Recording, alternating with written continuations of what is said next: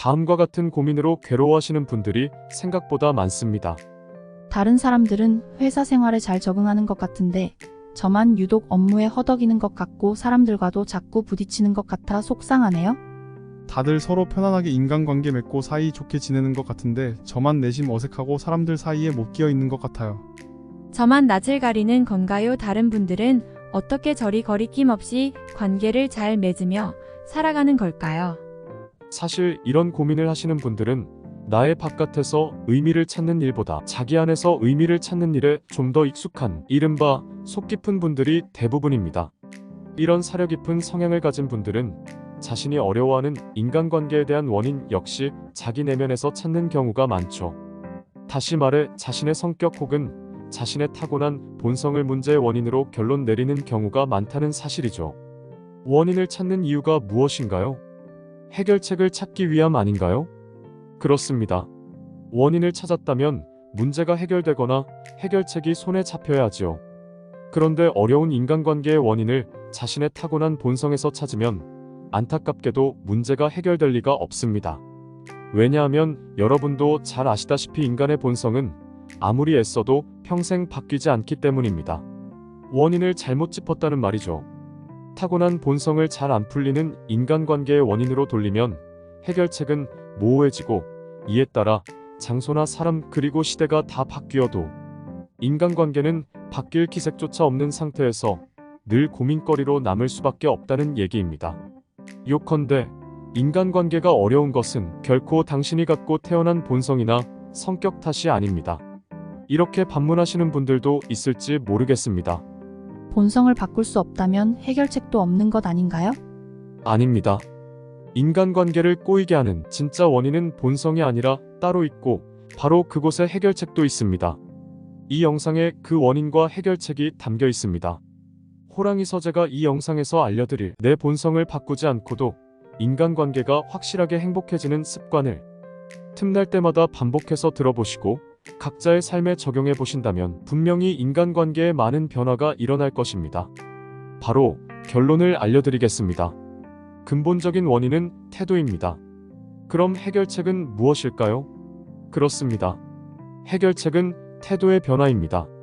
본성을 바꿀 수 없다는 말이 일생 동안 살아가는 방식을 바꿀 수 없다는 의미는 아니지요.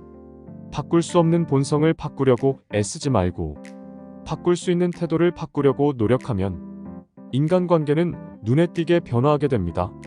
중요한 건 내 본성은 바뀌지 않지만 더 좋은 인간관계를 만드는, 더 나은 태도를 내 것으로 만드는 것입니다. 그렇다면 무엇이 더 좋은 인간관계를 만드는 더 나은 태도일까요? 일본의 정신과 의사이자 적당히 느슨하게 조금씩 행복해지는 습관의 저자인 유메쿠이 바쿠는 이러한 더 나은 태도를 의태라고 이름 붙입니다. 유메쿠이 바쿠가 그에 져서 적당히 느슨하게 조금씩 행복해지는 습관에서 제시한 더 나은 인간관계를 위한 더 나은 태도로서의 의태는 삶의 괴로움을 해소하고 타인과의 관계를 원만하게 하기 위한 사고방식이라고 할 수 있습니다. 좀 더 구체적으로는 다양한 관계와 상황으로 가득한 이 사회에서 말 그대로 있는 그대로의 나를 받아주길 바라기만 하다가는 오히려 상처를 입을 수 있기에 나를 위해서라도 원하는 가면을 쓰고 주위에 적당히 녹아드는 요령이 바로 유메쿠이 바쿠가 말하는 의태입니다.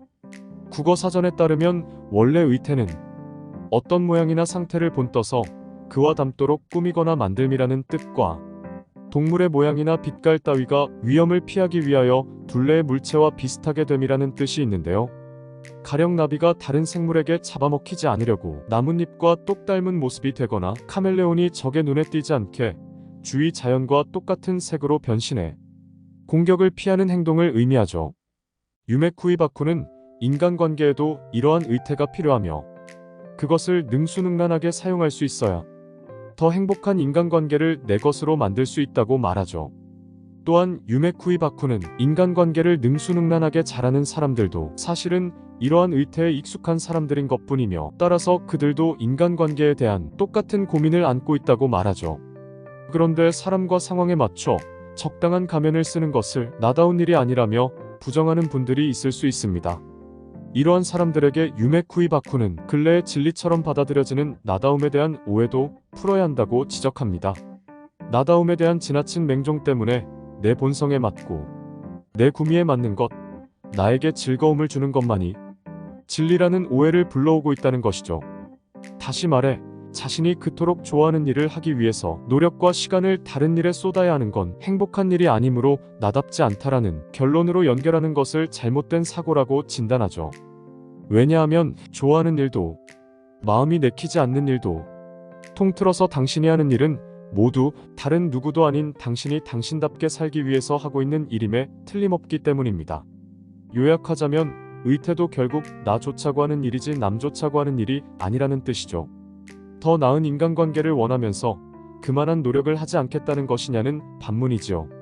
이러한 확신에 찬 저자의 분석은 사실 저자가 직접 효과를 본 개인적 경험에 근거를 둡니다.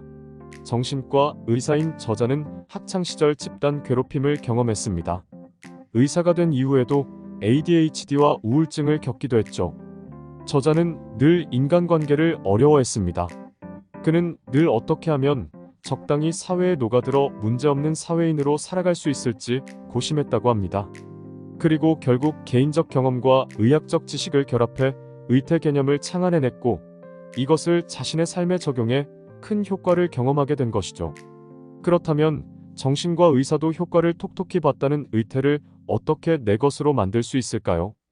유메쿠이 바쿠가 져서 적당히 느슨하게 조금씩 행복해지는 습관에서 소개한 의태를 습관화하는 방법 40가지 중 7가지를 골라 책 내용을 간추려 소개해 드릴게요. 다른 사람의 행동을 기준 삼아 나의 행동을 결정하지 말 것. 이혼이라는 극히 개인적인 문제조차도 타인의 시선을 살피면서 행동하려는 사람이 있습니다. B씨도 그랬습니다. 그는 가정폭력의 피해자였는데 아무리 심한 폭력과 폭언을 당하고 행동의 제약을 받아도 내 주변에는 아무도 이혼한 사람이 없어 라며 이혼을 선택하려 들지 않았습니다. B씨처럼 주변 사람들과 자신을 비교해가면서 많은 일을 감내하는 사람이 의외로 많지 않을까요?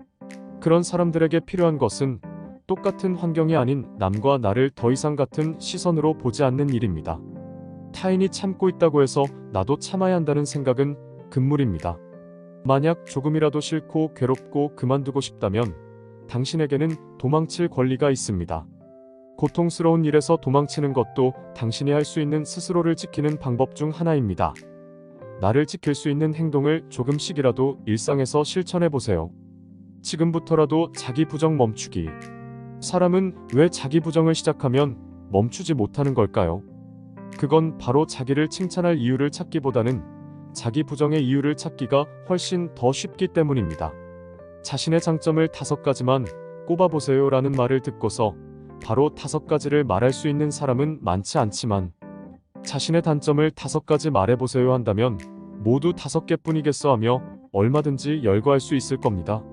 성실하게 사는 사람일수록 자기 행동에 대한 불만이나 지적사항을 쉽게 떠올리는 반면에 자신의 좋은 점을 찾아내거나 칭찬하는 것에는 익숙하지 않습니다. 자기 부정이 좋지 않은 가장 큰 이유는 자기 부정을 함으로써 마치 제대로 무언가 한 듯한 기분이 들기 때문입니다. 면접 전날의 이미지 트레이닝도 마찬가지입니다. 아무것도 생각하지 않고 잠을 청하기보다는 자기 나름대로 이미지 트레이닝을 했으니 면접 대책을 세운 거라는 생각에 자신이 뭐라도 한 듯한 기분에 취하거든요. 만약 자기 부정 이미지 트레이닝에 들어갔다면 그럼 어떻게 대책을 세우지까지 나아가야 합니다. 그렇지 않으면 대책이란 것이 성립하질 않으니까요. 때로는 도망과 포기도 필요하다. 아무리 괴로운 일에서도 도망치면 안 된다고 포기하면 지는 거라고 몇 번이고 과제에 맞서 이겨내야 한다고 인내심을 삶의 미덕으로 여겨온 사람이라면 특히 더 명심해야 할 점입니다. 포기하지 않는 것, 도망치지 않는 것, 믿어 의심치 않는 것. 그 마음가짐은 훌륭할지 모르지만 만약에 그 포기하지 않는 일이나 대상이 잘못된 방향으로 가는 노력인 경우는 당장 방향을 돌리지 않으면 정말로 소망하는 결과를 평생 손에 넣을 수 없을지도 모릅니다. 그러므로 필요할 때는 과감히 도망치고 포기하는 선택을 해야 합니다. 노력해도 소용없는 일이라고 판단되면 얼른 손절해서 한시라도 빨리 괴로움에서 벗어나세요. 원치 않는 배려는 독이다. 당신이 부모 형제나 친척에게서 도망치려고 하는 사람이라면 어떤 사람이 당신에게 상황도 제대로 모르면서 대화를 나눠보면 서로 이해할 수 있을 거야 라고 말하는 사람을 거부하는 건 잘못이 아닙니다. 거부나 거절 의사를 밝히고 상대를 버릴 용기를 내세요. 완전히 절연할 수 없는 관계라고 하더라도 가능한 거리를 두는 것은 매우 바람직한 행동이며 죄책감 따위 갖지 않아도 괜찮습니다.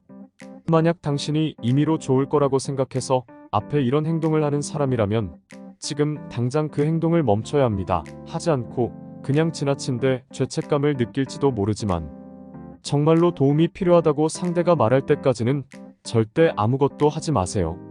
그것이 진짜 배려입니다. 사람은 누군가에게 도움을 받는 것도 마음의 준비가 필요합니다.